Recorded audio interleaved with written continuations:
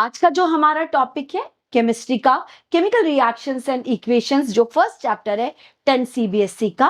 आज हम जो पढ़ने जा रहे हैं टाइप्स ऑफ केमिकल रिएक्शंस, जो बहुत इंपॉर्टेंट है।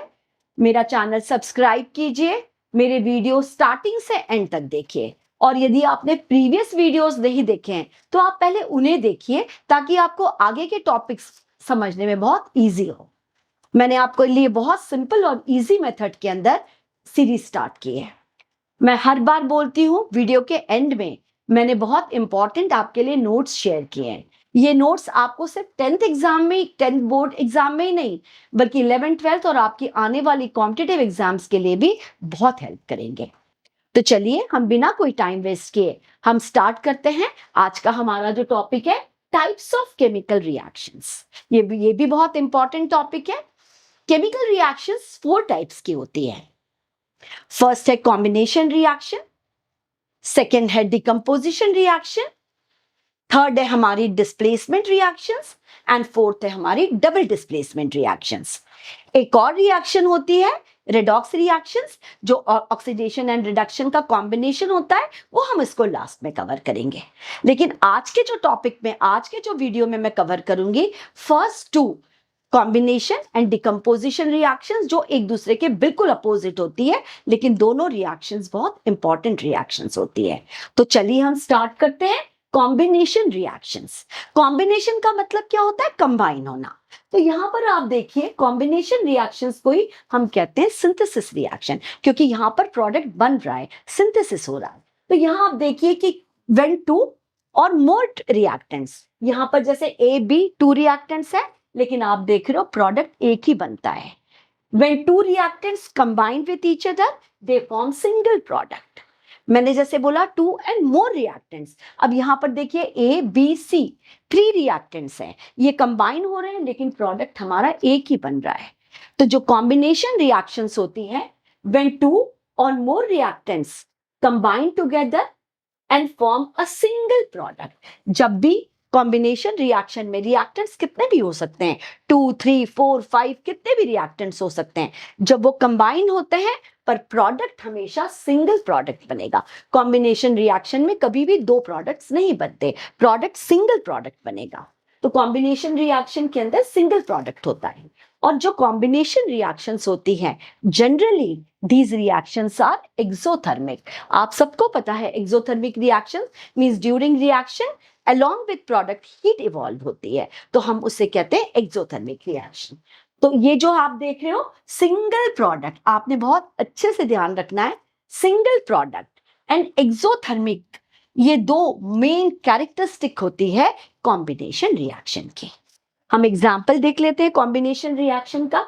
आप देख रहे हैं जैसे कैल्शियम ऑक्साइड, इसको हम कहते हैं क्विक लाइम। आपने ये रिएक्शन पहले भी देखी है, ये सॉलिड स्टेट में होता है, हम इसकी रिएक्शन वाटर से कराते हैं। तो जब क्विक लाइम वाटर से रिएक्ट करता है तो ये कैल्शियम हाइड्रोक्साइड यानी स्लेक्ट लाइम बनाता है, और इसके साथ साथ हीट निकलती है। तो अब आप देख रहे हैं रिएक्शन में 2 रिएक्टेंट्स है बट प्रोडक्ट सिंगल है, एक सिंगल प्रोडक्ट है स्लेक्ट लाइम कैल्शियम हाइड्रोक्साइड, जो एक्वस फॉर्म में है, और इसमें हीट इवॉल्व हो रही है। यानी मैंने आपको जो 2 इंपॉर्टेंट चीजें बताई हैं, single product and exothermic reaction, single product बन रहा है और रिएक्शन एक्सोथर्मिक है, यानी ये हमारे कॉम्बिनेशन रिएक्शन है। एक और एग्जांपल देख लेते हैं, कार्बन हम सब जानते हैं सॉलिड फॉर्म में होता है। When it reacts with oxygen, जो गैस है, जब आपस में कंबाइन होते हैं तो कार्बन डाइऑक्साइड गैस बनाते हैं। यहां पर भी आप देखिए सिंगल प्रोडक्ट बन रहा है और रिएक्शन कैसी है? Exothermic, along with product heat evolve हो रही है। थर्ड हम एक और रिएक्शन देखते हैं SO3, जो गैसियस फॉर्म में, जिसका नाम है sulphur trioxide. Sulphur trioxide, SO2 होता है सल्फर डाइऑक्साइड, लेकिन SO3 होता है सल्फर ट्राइऑक्साइड, क्योंकि यहाँ पर ऑक्सीजन 3 है। ये गैसियस स्टेट में होती है, ये जब वाटर के साथ रिएक्ट करता है, SO3 जब वाटर के साथ कंबाइन करता है तो H2SO4 जो लिक्विड फॉर्म में है, सल्फ्यूरिक एसिड, हम इसे कहते हैं सल्फ्यूरिक एसिड, H2SO4 बनाता है, यानी सिंगल प्रोडक्ट बना, और रिएक्शन कैसी है? Exothermic reaction. तो आपको कॉम्बिनेशन रिएक्शन आपके कॉन्सेप्ट क्लियर हो गए होंगे। Single product and exothermic reaction, ये इंपॉर्टेंट कैरेक्टरिस्टिक्स होती हैं कॉम्बिनेशन रिएक्शन की। चलिए अब हम सेकेंड रिएक्शन देखते हैं। जैसे मैंने आपको बोला, इस वीडियो में मैं combination reaction and decomposition reaction cover करूंगी। हमारी सेकेंड टाइप की रिएक्शन है डिकम्पोजिशन रिएक्शन। डिकम्पोजिशन रिएक्शंस जो होती है वो जस्ट अपोजिट होती है कॉम्बिनेशन रिएक्शंस के। आपको जैसे मैंने अभी कॉम्बिनेशन रिएक्शंस बताया था, मैंने आपको बोला था टू और more than to reactants when they combine with each other they form single product. Combination reaction में सिंगल प्रोडक्ट होता है और ये एक्सोथर्मिक होती है, बट डिकम्पोजिशन रिएक्शन के अंदर रिएक्टेंट सिंगल होता है। आप देख रहे हैं यहाँ पर रिएक्टेंट सिंगल है। ये हमारा कैल्शियम कार्बोनेट है। कैल्शियम कार्बोनेट बहुत फॉर्म में मिलता है, मार्बल है, चौक है। अब आप देखिए जैसे चौक है या मार्बल है, एक जगह पड़ा है तो उससे कुछ नहीं होता, सिंगल रिएक्टेंट है, अपने आप तो रिएक्ट करेगा नहीं, तो हमें किसी ना किसी फॉर्म में इसको एनर्जी देना पड़ेगी। तो अभी जैसे कैल्शियम कार्बोनेट है, हम मान लो एक टेस्ट ट्यूब में कैल्शियम कार्बोनेट ले लेते हैं और हम इसको हीट एनर्जी देते हैं, हम इसको हीट प्रोवाइड करते हैं। तो जैसे ही हम इसको हीट एनर्जी देते हैं, ये कैल्शियम कार्बोनेट हीट को एब्जॉर्ब कर लेता है और ब्रेक डाउन हो जाता है calcium oxide and carbon dioxide में। यानी यहाँ पर रिएक्टेंट सिंगल है बट प्रोडक्ट यहाँ पर 2 है। तो प्रोडक्ट 2 भी हो सकते हैं, 3 भी, 4 भी हो सकते हैं, बट रिएक्टेंट यहाँ सिंगल होगा। एक और एग्जाम्पल देखते हैं, ये है लेड नाइट्रेट। इस लेड नाइट्रेट को भी same, single normal lead nitrate तो कोई रिएक्शन करेगा नहीं, बट जैसे ही हम इसको हीट करते हैं तो लेड नाइट्रेट जो है डिकम्पोज हो जाता है लेड ऑक्साइड के अंदर। नाइट्रोजन डाइऑक्साइड NO2 गैस निकलती है, ऑक्सीजन निकलती है। तो NO2, O2 एंड PbO ये 3 प्रोडक्ट्स इसमें बन गए। लेकिन यहाँ देखिए, आप दोनों जगह देखिए रिएक्टेंट सिंगल है, यहाँ प्रोडक्ट्स 2 बन रहे हैं, यहाँ प्रोडक्ट्स 3 बन रहे हैं। यानी जो डिकम्पोजिशन रिएक्शंस होती है उसके अंदर सिंगल रिएक्टेंट डिकम्पोज होके 2 और मोर देन 2 प्रोडक्ट्स बनाता है। जो डिकम्पोजिशन रिएक्शन है इसके लिए बहुत इंपॉर्टेंट है कि डिकम्पोजिशन रिएक्शन एनर्जी के प्रेजेंस में होती है। हीट एनर्जी है या इलेक्ट्रिकल एनर्जी है, साउंड एनर्जी है, लाइट एनर्जी है, एनर्जी को एब्सॉर्ब करके ये डिकम्पोज होता है, जो हम आगे पढ़ेंगे। तो ये जो डिकम्पोजिशन रिएक्शन है इसकी जो मेन कैरेक्टरिस्टिक है सिंगल रिएक्टेंट, यहाँ पर रिएक्टेंट सिंगल होगा, प्रोडक्ट कितने भी हो सकते हैं, और आप देख रहे हैं ये हीट एब्सॉर्ब करता है। इसलिए ये रिएक्शन कैसी है, मैंने आपको जब एक्सोथर्मिक एंडोथर्मिक पढ़ाया था तब मैंने आपको बताया था, जब रिएक्टेंट हीट एब्सॉर्ब करके ब्रेक डाउन होता है उसे हम एंडोथर्मिक कहते हैं। तो ये जो डिकम्पोजिशन रिएक्शन में सिंगल रिएक्टेंट बनता है और रिएक्शन एंडोथर्मिक है। हम इसकी डेफिनेशन देख लेते हैं। जो डिकम्पोजिशन रिएक्शन है, those reactions in which a single reactant decomposes and breaks down into 2 or more products। आपने देखा सिंगल रिएक्टेंट है, ये 2 या मोर प्रोडक्ट्स के अंदर ब्रेक डाउन हो गया। It is always carried out in presence of energy. ये एनर्जी के प्रेजेंस में ही ये रिएक्शन होती है। और एक और इंपॉर्टेंट पॉइंट है, इट इज जनरली, मैं लिख देती हूं यहां पर, एंडोथर्मिक रिएक्शन, मैं यही लिख देती हूं आपके लिए, it is generally endothermic reactions. जब भी हम हीट एब्सॉर्ब करते हैं, हीट एनर्जी रिएक्टेंट, हम उसे एंडोथर्मिक रिएक्शन कहते हैं। तो आपको ये समझ में आ गया होगा कि सिंगल रिएक्टेंट 2 और मोर देन 2 प्रोडक्ट्स के अंदर कन्वर्ट हो जाता है हीट या कोई भी एनर्जी एब्सॉर्ब करके, यानी रिएक्शन कैसी है, एंडोथर्मिक है। अब एक बहुत इंपॉर्टेंट क्वेश्चन है एनसीईआरटी का ये, और एग्जाम में भी आता है, decomposition reactions are just opposite to combination reactions. हम सब जानते हैं कि डिकम्पोजिशन रिएक्शन में सिंगल रिएक्टेंट होता है। आप ये देख रहे हो calcium carbonate, lead nitrate, single reactant है, और आप देख रहे हो रिएक्टेंट एनर्जी को एब्सॉर्ब कर लेता है, यानी ये एंडोथर्मिक रिएक्शन है।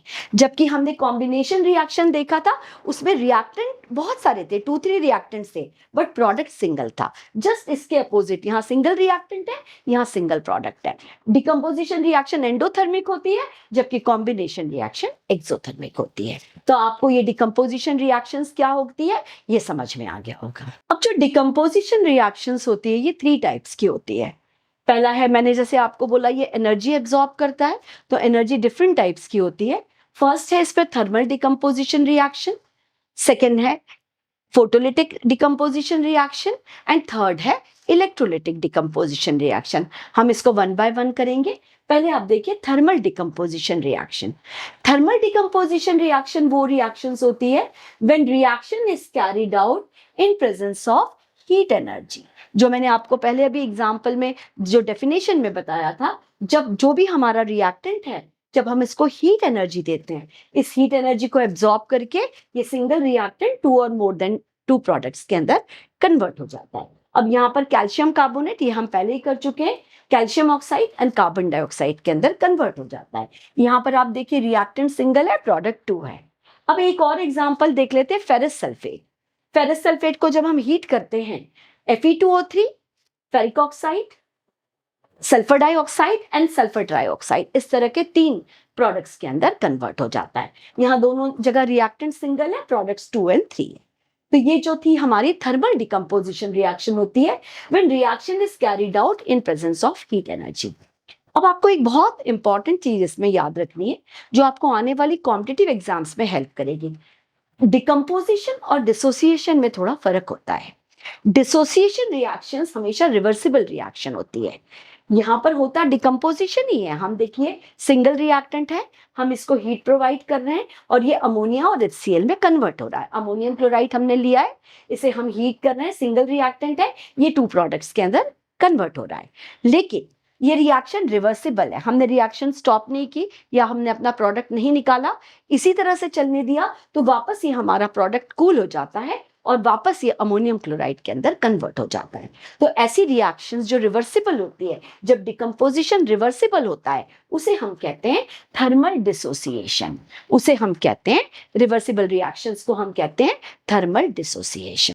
चलिए अब हम इसका सेकेंड टाइप, फर्स्ट मैंने आपको समझा दिया थर्मल डिकम्पोजिशन, अब हम इसका सेकेंड टाइप जो है फोटोकेमिकल डिकम्पोजिशन, या इसी को हम कहते हैं photolytic decomposition. Photolytic decomposition, photo का मतलब होता है लाइट, लिटिक का मतलब होता है ब्रेकडाउन।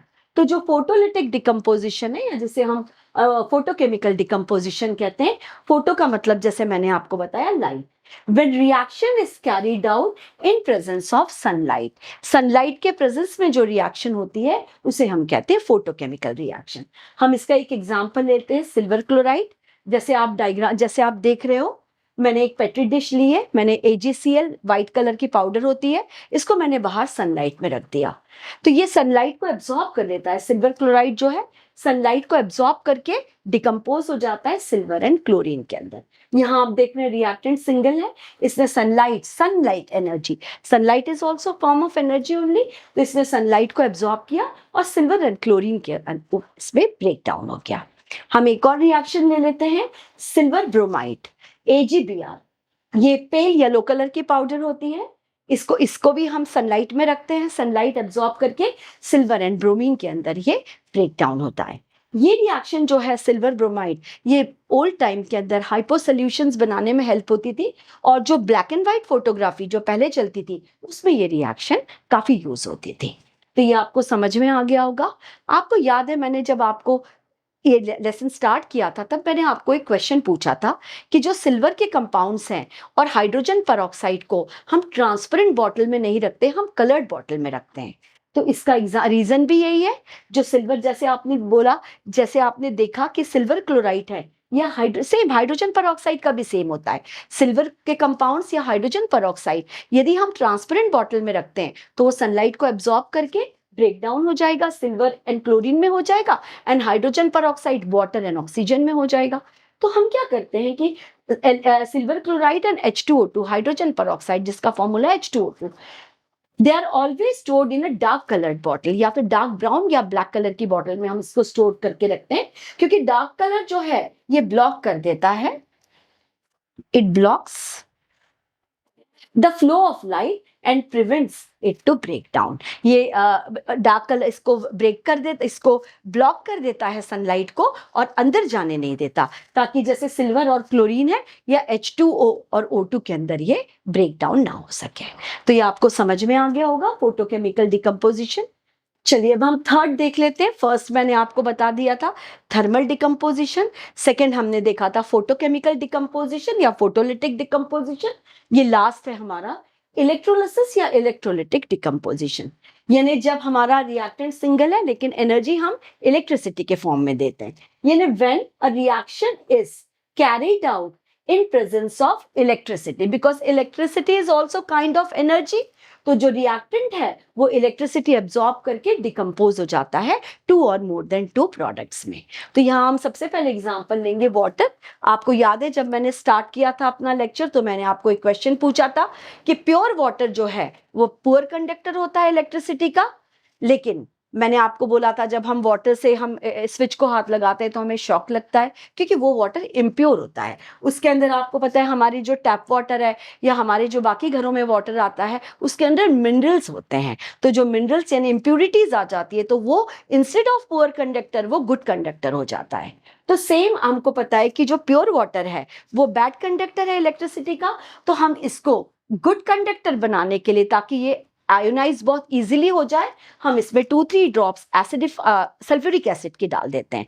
डाइल्यूट सल्फ्यूरिक एसिड की ड्रॉप्स डाल के हम इसको एसिडिफाई कर देते हैं। हम वाटर को क्या करते हैं एसिडिफाई करते हैं और हम इलेक्ट्रिसिटी इसमें पास करते हैं तो ये हाइड्रोजन एंड ऑक्सीजन के अंदर कन्वर्ट हो जाता है, डिकम्पोज हो जाता है। हम सबको पता है कि जो एसिडिफाइड वाटर है यानी मैंने जैसे आपको बोला कि प्योर वाटर पुअर कंडक्टर होता है इलेक्ट्रिसिटी का, लेकिन जब हम इसके अंदर डाइल्यूट सल्फ्यूरिक एसिड के 2-3 ड्रॉप्स डाल देते हैं तो ये जो है H2 और O2 के अंदर डिकम्पोज हो जाता है। तो यहाँ पर रिएक्टेंट सिंगल है, प्रोडक्ट 2 है। अब हम इसके बाद दूसरा देख लेते हैं, हम ले लेते हैं मॉल्टन सोडियम क्लोराइड। आपको पता है सॉलिड फॉर्म के अंदर जो आयनिक कंपाउंड है वो तो कभी भी ब्रेक डाउन हो ही नहीं सकते क्योंकि इसके अंदर जो बहुत स्ट्रॉन्ग इलेक्ट्रोस्टैटिक फोर्स है वो कभी भी इसको ब्रेक डाउन नहीं होने देता। तो या तो हम एक्वस स्टेट में इसको आयन के अंदर कन्वर्ट कर सकते हैं या मॉल्टन स्टेट में। तो जब हम इसको मॉल्ट में कर लेते हैं और ये मॉल्टन स्टेट में जब हम इलेक्ट्रिसिटी पास करते हैं तो ये सोडियम एंड क्लोरीन के अंदर डिकम्पोज हो जाता है। सेम हम एल्यूमिनियम ऑक्साइड ले लेते हैं, इसको भी मॉल्टन स्टेट के अंदर जब हम इलेक्ट्रिसिटी पास करते हैं तो ये एल्यूमिनियम एंड ऑक्सीजन के अंदर डिकम्पोज हो जाता है। ये दोनों रिएक्शंस बहुत इंपॉर्टेंट होती है क्योंकि हमें जब एक्सट्रैक्शन ऑफ मेटल में हमें प्योर मेटल इसके सॉल्ट सोल्यूशन से इजीली मिल जाती है। इसलिए ये रिएक्शन जो डिकम्पोजिशन होती है सोडियम क्लोराइड एल्यूमिनियम ऑक्साइड और जो भी मेटल ऑक्साइड्स होती है मेटल के सॉल्ट्स होते हैं इनसे जो हमें प्योर मेटल मिलती है इसके लिए ये डिकम्पोजिशन इलेक्ट्रोलिटिक डिकम्पोजिशन रिएक्शंस बहुत इंपॉर्टेंट होती है। चलिए अब हम इसका लास्ट पार्ट इलेक्ट्रोलिसिस या इलेक्ट्रोलिटिक डिकम्पोजिशन का ये जो एनसीईआरटी की जो एक्टिविटी है जो बहुत इंपॉर्टेंट है इसमें से क्वेश्चंस आते हैं, हम इससे कर लेते हैं।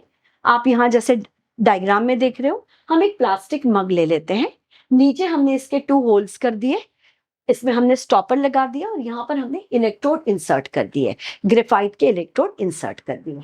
इसको हमने 6 वोल्ट की बैटरी से कनेक्ट कर दिया। अभी जो हमने ग्रेफाइट के इलेक्ट्रोड लिए थे इसमें से एक एंड को हमने पॉजिटिव से कनेक्ट किया, तो जिस एंड को हमने पॉजिटिव से कनेक्ट किया उसे हम कहते हैं एनोड। एनोड पॉजिटिव होता है और जिसको हमने नेगेटिव एंड से कनेक्ट किया वो होता है हमारा कैथोड। कैथोड नेगेटिव होता है। अब इन दोनों जो इलेक्ट्रोड है इसमें हमने 2 टेस्ट ट्यूब इंसर्ट कर दी, इसको इन्वर्टेड करके टेस्ट ट्यूब को हमने उल्टी करके इसके अंदर रख दिया। वाटर ले लिया हमने, जैसे हम जानते हैं pure water bad conductor poor conductor होता है इलेक्ट्रिसिटी का, तो इसको हम to make it good conductor of electricity हम इसमें फ्यू ड्रॉप्स डाइल्यूट H2SO4 के डाल देते हैं। तो डाइल्यूट सल्फ्यूरिक एसिड डालने से ये क्या है बहुत इजीली आयनाइज हो जाता है। तो जैसे ही हमने इसमें सल्फ्यूरिक एसिड डाला और इसमें इलेक्ट्रिसिटी पास की तो हम देखते हैं कि वाटर डिकम्पोज हो जाता है H2 + O2 के अंदर। अब हम जानते हैं कि हाइड्रोजन जो है वो पॉजिटिव होता है, तो जो पॉजिटिव होता है वो नेगेटिव यानी कैथोड की ओर अट्रैक्ट होगा और जो यहाँ पर जो ऊपर की ओर पूरी हाइड्रोजन गैस कलेक्ट हो जाएगी। ऑक्सीजन जो खुद नेगेटिव होता है ये पॉजिटिव की ओर अट्रैक्ट होगा और यहाँ पर ऑक्सीजन गैस कलेक्ट हो जाती है। यहाँ पर एग्जाम में 2 क्वेश्चंस आते हैं, एक तो हम वाटर में डाइल्यूट H2SO4 की ड्रॉप्स क्यों डालते हैं आपको समझ में आ गया होगा, to make it good conductor of electricity ताकि ये इजीली आयनाइज हो जाए। सेकेंड इंपॉर्टेंट चीज ये है कि यहाँ पर जो दोनों टेस्ट ट्यूब में जो गैस कलेक्ट होती है यानी हाइड्रोजन एंड ऑक्सीजन उसका रेशियो अलग होता है। यहाँ पर जो हाइड्रोजन कलेक्ट हुई है ये डबल अमाउंट में होती है, ये ऑक्सीजन के कंपैरिजन में डबल अमाउंट में होती है। रीजन सिंपल है, आप सब जानते हैं H2O वाटर का फॉर्मूला है, यहाँ पर हाइड्रोजन एंड ऑक्सीजन का रेशियो 2:1 होता है यानी हाइड्रोजन का डबल होता है, तो इसलिए हाइड्रोजन डबल अमाउंट में कलेक्ट हो जाती है। तो इस वीडियो के अंदर मैंने आपको कॉम्बिनेशन एंड डिकम्पोजिशन रिएक्शन, जो एक दूसरे के बिल्कुल अपोजिट होती है। और आपने जैसे देखा कि डिकम्पोजिशन रिएक्शंस के मैंने आपको टाइप्स पढ़ाए और ये कितनी इंपॉर्टेंट होती है ये भी आपको समझ में आ गया होगा। चैप्टर के एंड में मैंने नोट्स शेयर किए हैं, एक्टिविटी भी आपको एक्सप्लेन की है और इससे रिलेटेड एग्जाम में आने वाले इंपॉर्टेंट क्वेश्चन आंसर्स आपको दिए हैं। मेरा चैनल सब्सक्राइब कीजिए, सारे वीडियो स्टार्टिंग से एंड तक देखिए। और आपके व्यूज मुझे बहुत आ रहे हैं, लेकिन जैसे मैंने स्टार्टिंग में भी आपको बोला था, व्यूज तो आप वीडियो देख रहे हैं तो प्लीज चैनल को सब्सक्राइब भी कीजिए।